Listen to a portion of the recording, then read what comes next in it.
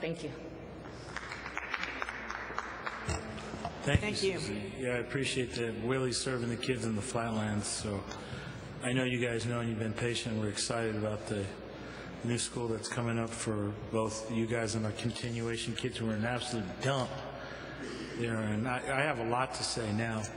So come back up. I want to ask a couple questions, Mr. Olson, and Martin. Is Martin here as well? Because one thing, what is this $100 million building fund they're talking about? Martin, what are they, I know all my funds, and I never heard I looked at the exhibits that was in that letter, and I think it listed our balances at the end of last year. I don't know, they didn't get any information from me. So, I don't know what they mean by the I don't know either. We'd have to ask them. The bottom line, I want to make it clear that we have one fund. We sold $98 million in November 2011. We currently have $97 million left in the funds allocated for projects going on. And I want the voters to understand and know that absent a debt limit waiver, projects, that's why it's been unanimous support at the Pinole City Council, the San Pablo City Council, the Richmond City Council, the El Cerrito City Council, the 2 wastewater districts. It's been unanimous. And guess what? There's no one from the community, any of those city council members, when it's been noticed and agendized, that's spoken in opposition. Not one person. So I just want it to be clear that the statements that are made have to be reviewed and looked at, and I think it's irresponsible of this board to not support something that the voters said they desperately want. You heard teachers tonight from summer school. You just heard from, you didn't hear from Lake, because I'll take you to Lake. You think Collins is bad, you go to Lake School, all right? You go to Lake Elementary. But I had some questions for Magdy, if he's here. Where's my staff? Are they gone? Where's my staff? I had a question for Mr. Abdallah, because I need to know the schedule. And we have schools like Riverside. We have other schools that potentially, Pinole Valley High.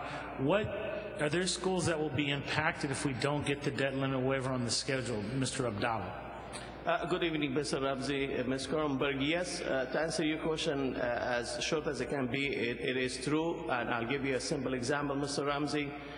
Pinole Valley High School is a $180 million project. It is a 3 years duration, and we sell bonds every 2 years, and our limits, including the waiver, is $150 million. For us to be able to finish that project, we need to make sure that we have the funds available to start it, finish it before the second bond sale in year number 4, because it needed to be done in year number 3. This is just one small example. Yeah, and so I wanted to make sure that individuals know that a lot of these projects, Wilson, Fairmont, Highland, Stige, they're all impacted by this, and projects that we want to even bid out for this summer could be not as much as impacted. But I just think the voters at 64 and a quarter, 64%. I mean, you got 71% in San Pablo to support this. But I had some questions on the presentation. I want to hear from my bankers. Are they here? Yeah, I want to ask.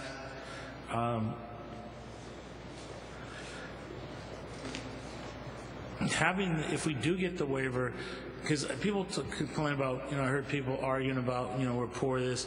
Does it give you more flexibility in terms of having this schedule, in terms of what you can negotiate in what you put? And I know there's no perfect answers, but at least gives you more flexibility in what you're trying to do and working with this program. Yes, Mr. Ramsey. You got to say your name for the record. Yeah, I will. If I can clear my head a little bit, I apologize. Jeff Barano with Piper Jaffray. Scott Henry with De La Rosa and Company. And I'll give you a very brief answer to that. And the answer is yes, absolutely. The debt limit waiver gives you the utmost flexibility because you will be pulling from both of your bond authorizations. It gives you the utmost flexibility on the market side. It gives you the ability to structure the bonds in a less cost, more efficient manner using current interest bonds and keeping the maturities as short as possible. Yeah, and I'm glad you mentioned that because some of the critics, and Scott, does this at least allow us to look at other options besides capital appreciation bond 40-year caps? Again, Scott Henry with De La Rosa. Absolutely, that is probably the biggest advantage of not only applying for the waiver, but being granted the waiver, is by being able to use both Measure D and E and spread the debt out. Due to tax rates, you will be able to issue current interest bonds, and as Mr. Barada said, issue 25, 30-year bonds rather than having to use longer 40-year bonds and potentially capital appreciation bonds, which have been a real hot topic in school finance. And the voters were very clear. Thank you, Scott. The voters were very clear. They gave you another authorization, and that other authorization came with a tax revenue stream.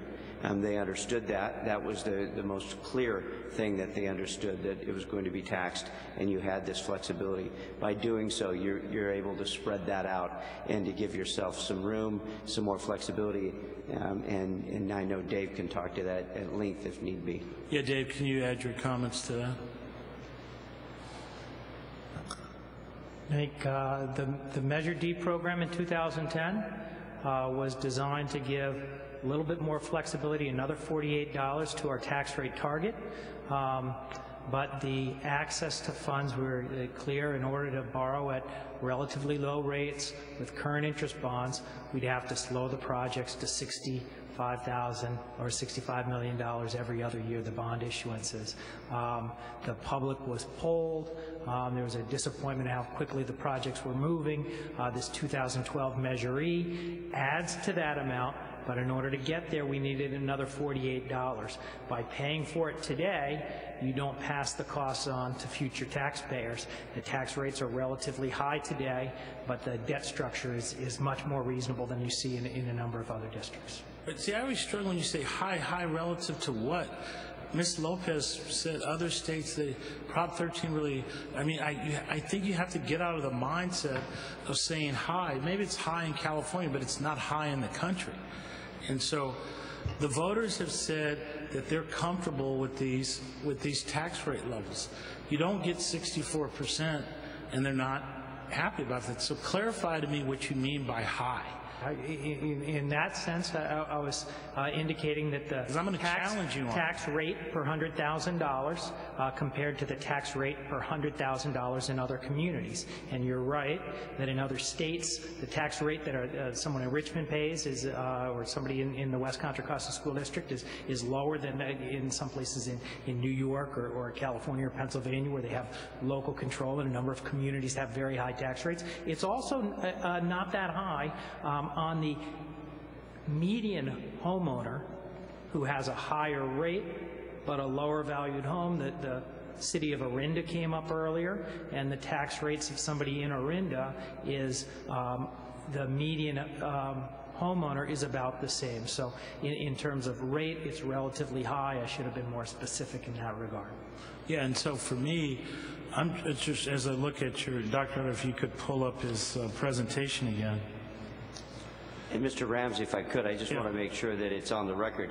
It is not any higher, and in fact has been lower than what the voters expected in each and every year that you've assessed the tax. That's right. That's the important thing, is that if you look at Measure E in 1998, it's lower. It's $8 versus the $26 that they said it was going to be. It's $55 for Measure M, when it could have been $60, and that goes down to $21 in 2017. $21. Measure J, yes, 60. Measure D, 2002. But Measure D, we said $48. It's $31 they paid last year. So I think the paper needs to get the information as well, because it's not about what the maximum tax rate is, it's about what is the actual tax rate that people are paying. And what else needs to be captured and talked about is what was said by a member of the CBOC earlier, was that we have captured over $125 million in state eligibility money that doesn't go against your tax rate at all. That's like an entire bond for some communities that they pay for 30 years. Guess what? You pay zero. And you get more, that, like we heard about Wilson yesterday, and from Matt Petler says, you get $2 million in free eligibility money. Pinole Valley High, it's $12 million in free eligibility money. So